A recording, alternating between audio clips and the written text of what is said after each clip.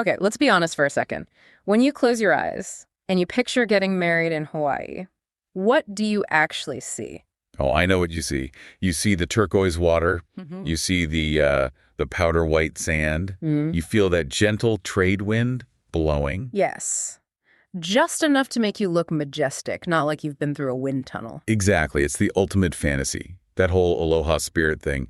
You turn to your partner, you're ready to say, I do. Tears are welling up. And a tourist in a neon yellow Speedo drops a cooler right behind you. That's where the bathroom is. Right in the middle of the vows. Or worse, a park ranger taps you on the shoulder and asks to see your liability insurance paperwork. Talk about a mood killer. But that is the reality. We think of beach weddings as these like simple, barefoot, just show up kind of things. Yeah. But on Oahu, one of the most popular places on the entire planet, it's a little more complicated. Which is exactly why today we are doing a deep dive into the art of the Oahu beach wedding.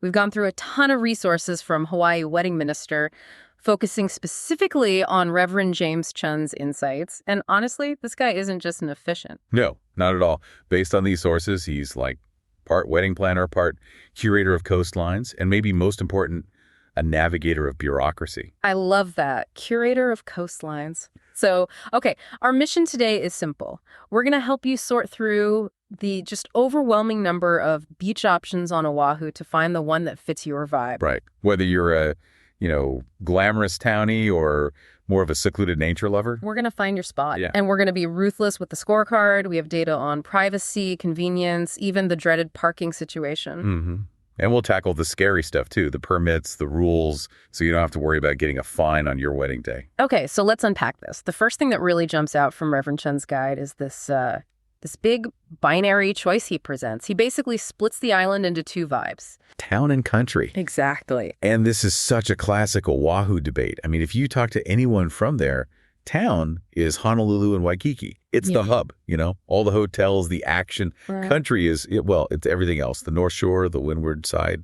It's beautiful, secluded, but you have to drive. It's a whole different mindset. So let's start with town, because I feel like town gets a bad rap sometimes for being too crowded, but James highlights some spots that sound pretty amazing if you know how to work them. First up is Magic Island. Magic Island is so interesting because it's completely man-made, but it just works. It's this little peninsula right between Honolulu and Waikiki. It literally juts out into the ocean. And the vibe feels like best of both worlds, right? You've got a big grassy park, which I'm assuming is great for heels. Oh, for sure. So you're not sinking into the sand immediately, but you also get the sandy beach. You do. But here's the really unique thing about it, and this is a huge deal for photographers.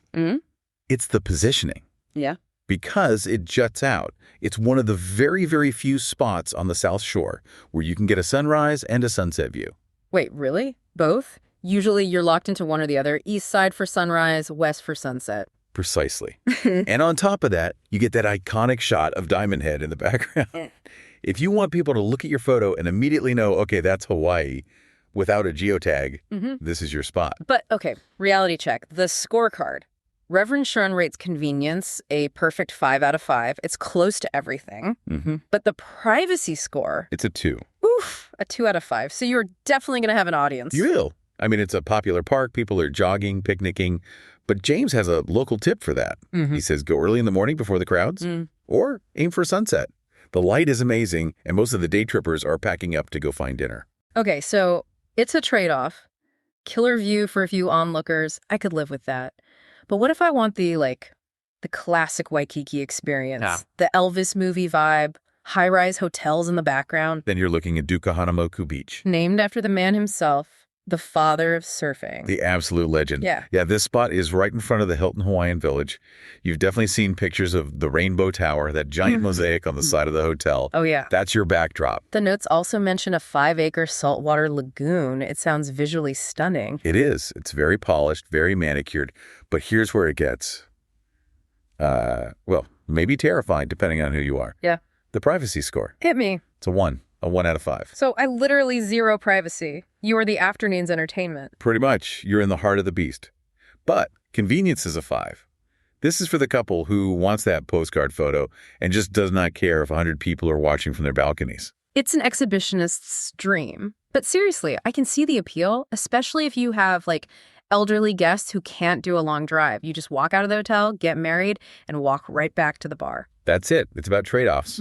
Town is convenience and amenities, but you sacrifice that intimacy. Okay, let's leave the hustle. Let's get in the rental convertible, put the top down, and drive to the country. This is where the whole landscape changes. We're talking drama, big scenery, and ironwood trees. Yes.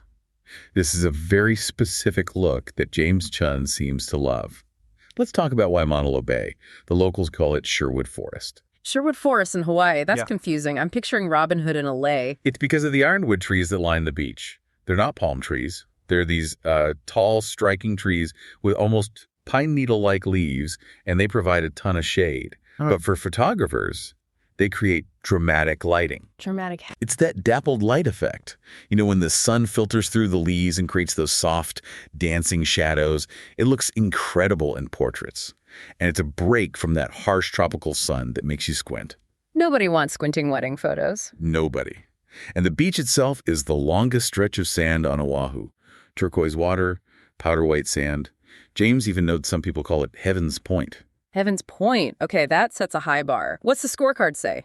Privacy? This is the big winner. Privacy is a 5 out of 5. Wow, a perfect 5. So it's just you and the ocean? Well, mostly. There's always a catch. The convenience drops to a 3. It's about a 45-minute drive from Waikiki. Oh. And the parking gets a difficulty score of 5. Oh, no, the dreaded parking score. Yeah, James is very clear that parking is a real challenge here, especially on weekends. It's a huge local spot for bodyboarding. The lot fills up fast, and you do not want to be circling for a spot in your wedding attire. So amazing privacy on the sand, but you're fighting for a parking spot to get there. That's the trade-off. His advice is simple. Go on a weekday, dodge the crowds, dodge the bodyboarders, and you might actually get that Heaven's Point all to yourself. I love that. Weekdays are the secret weapon. Okay, let's go to a place that sounds even more intense. Makapu'u Beach. Makapu'u is for the couple that wants drama. And not family drama, I mean. Scenic drama. The description here is wild. It says it's nestled against the Kulo mountain range. And these aren't just any mountains. The source material describes the ridges as looking like they were formed by the fingers of God. Wow, fingers of God, that's heavy. It creates this massive, 3,000-foot grooved backdrop right behind you. Then in front, you've got lava rock, deep blue ocean, and 2 little offshore islands. It's just visually overwhelming. I feel a butt coming on. The butt is the weather. The surf is strong, the wind is gusty. It is the windward side, after all. So you're saying I need to budget for extra hold hairspray, or maybe just glue the veil on. Or just embrace it. James says this spot is for couples who want dynamic photos. If you want perfectly still hair, this is not it. If you want your dress blowing in the wind, waves crashing on the rocks like you're in a music video. This is the spot. This is your spot. I'm picturing a very cinematic, epic wedding. Okay, so we have convenient town and dramatic country. But what if I want something that feels expensive, like old money Hawaii? Then you're looking for Wailea Beach. It's also known as Kahala Beach. The source calls this the Beverly Hills of Oahu. And it really is. It's a short drive from Waikiki, but the whole vibe changes. You're near the Kahala Hotel, these huge luxury estates. It's just elegant, low-key, swaying coconut palms everywhere. It feels very curated. Sounds amazing. So why isn't everyone getting married there? Well, they kind of are. It's gotten so popular that there's a bit of local politics involved. Residents are pushing for permit limits because of the sheer number of weddings and photo shoots happening. The classic case of a place being too good to stay a secret. Exactly. It scores a 4 on privacy and a 5 on convenience, which is a really rare combo. But because of its popularity, having a guide like James is so important. He knows the current permit situation and how to navigate the neighborhood respectfully. Speaking of secrets, there's one more spot on this list. James calls it the speakeasy of beaches. Kuwela Bay, up on the North Shore near Turtle Bay Resort. Speakeasy makes it sound hidden. What's so special about it? It's the visuals. The forest literally meets the ocean. There are these giant banyan trees.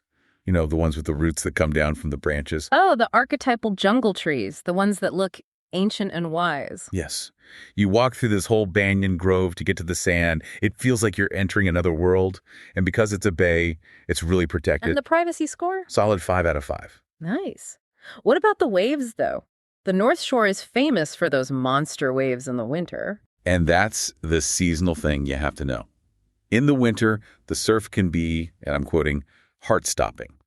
But Kuwela Bay is generally calmer because of its shape. In the summer, it's glassy and perfect. So summer for swimming, winter for dramatic photos from a safe distance. Exactly. It's a pretty safe bet year-round for that secluded tropical feel. Okay, I think I've picked my spot. I'm torn between Koala Bay for the banyan trees and Waimanalo for the privacy. I'm ready to go. But now we have to talk about the buzzkill. The bureaucracy. Oh, why did you have to ruin the mood? We were just walking through a banyan forest in my mind. Because if we don't talk about it, your wedding gets shut down. This is where the fantasy meets the Department of Land and Natural Resources, the DLNR. Doesn't exactly sound romantic, does it? I take you under the jurisdiction of the DLNR. It's not. Yeah. But it is so essential. Here's the deal. You cannot just show up on a beach in Hawaii with an officiant and get married. It's public land. So what are the actual rules? Okay, first, no structures, no arches, no chairs, no tables. Wait, no chairs, so grandma has to stand. Grandma is standing in the sand.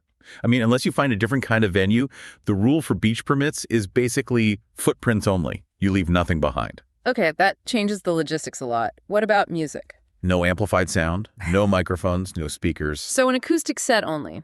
Strictly acoustic. A ukulele is fine. A DJ with a generator is not fine. And here is the big one that nobody expects. Insurance. Insurance. For standing on a beach. Yep. To get the DLNR permit, you often need liability insurance. We're talking around $300,000 in coverage. $300,000 in case I, trip over a coconut. Or in case a guest damages the environment or someone gets hurt. It's a standard requirement for any kind of commercial activity on state land. And a wedding with a hired officiant. That's commercial activity. Okay, the romance is officially fading. I'm just picturing myself on my wedding morning on the phone with an insurance broker, reading fine print. And this is exactly where someone like Reverend James Chun becomes so valuable. The optimistic spin here is that you don't actually have to do any of that. He does it all. He handles it. He knows which beaches are state and which are county because the rules are different. He knows the crowd size limits. He gets the permits. He makes sure the liability coverage is included. So you're basically paying him to be a human shield against the government. Essentially, he's the buffer. You just show up looking amazing. He shows up with all the paperwork handled. That is worth its weight in gold. And I remember seeing that local tip about timing again. The weekday rule, it keeps coming up. Weekends are for locals and tourists. Weekdays are for weddings. It's just easier to get permits, easier to park. Everything is easier. So book a Tuesday wedding. Got it. It solves 90% of the problems. Let's talk about the man himself for a minute. Who is this Reverend James Chun? Because the reviews we looked at paint a really interesting picture. He's not just some guy reading from a script. No, not at all. The vibe I get is that he's like the ultimate chameleon. He just adapts to whatever the couple wants or needs. I saw this one review from a couple, Chavis and Joseph. They met him at a wedding event, hired him, and then invited him to the rehearsal dinner and the reception. That says so much. I mean, usually the officiant is gone right after they sign the license. Yeah. To be invited to stay means he really connected with them on a personal level. He's described as professional, but also laid back. Which is the perfect Hawaii balance, right? You want someone who has it together, but you don't want someone who is all uptight. For sure. And his adaptability seems to be the key thing. There was a story about a couple, Annie and Mike Keene, who wanted a love letter and wine box ceremony. Oh, I know. It's a thing where you lock love letters and a bottle of wine in a box during the ceremony. You nail it shut, and you open it on, like, your 5th anniversary. And James had never even heard of it. So what did he do? He didn't say no. He just researched it, figured it out, and made it happen for them. That's awesome. But my absolute favorite detail, the review from Simon and James. Oh, I know what you're going to say. The wrapping bride. Yes. Mm-hmm. The bride wanted to wrap her vows. I mean, that is a bold choice. You have to really commit to that. Totally. And James was just cool with it. He just made space for it, let her do her thing, and kept the ceremony flowing. Can you imagine some other officiants? They'd be horrified. But he rolled with it. And he also translated for the groom's mother. He did. He translated parts of the ceremony. And for another couple, he incorporated Korean cultural references. So he's a rapper-friendly, multilingual, wine box researching, paperwork filing superhero. He just creates a relaxed and warm environment. That's the phrase that comes up over and over. He takes all the stress out of it. And when you're getting married on a beach where the wind is a factor and there are tourists around, having that calm presence seems absolutely vital. It is. So the mission we started with to navigate the options. What we really learned is there's no single perfect beach. Right. If you want that Beverly Hills vibe, You go to Waialae, but you deal with the permit politics. If you want the dramatic Fingers of God Mountains, you go to Makapu, but you have to deal with the wind. And if you want to walk out of your hotel and get married in 5 minutes, you go to Dupe Kahanamoku. But you share the moment with a lot of new friends. Yeah. The common thread is that all these obstacles, the wind, the parking, the permits, they're real. They're that sarcastic reality we mentioned. But with the right guide like James Chun, they just become minor details. He handles the boring stuff so you can focus on the I do. And, on not tripping in the sand. Exactly. So what this means for you really is you can stop worrying about the paperwork and actually start dreaming about the place. Do you want banyan trees or ironwood trees, sunrise or sunset? Just remember to book it on a weekday. Always with the practical advice. Always. Well, that wraps up our deep dive into Oahu Beach weddings. If you want more great info about weddings in Hawaii, please make sure to subscribe to this podcast. We've got a lot more coming your way. And definitely check the show notes. We will link to Reverend Chun's site so you can see those scorecards for yourself. Until next time, aloha. Seriously, though, does anyone know where I can get a Mai Tai around here? I feel like I've earned one after all that talk about insurance policies.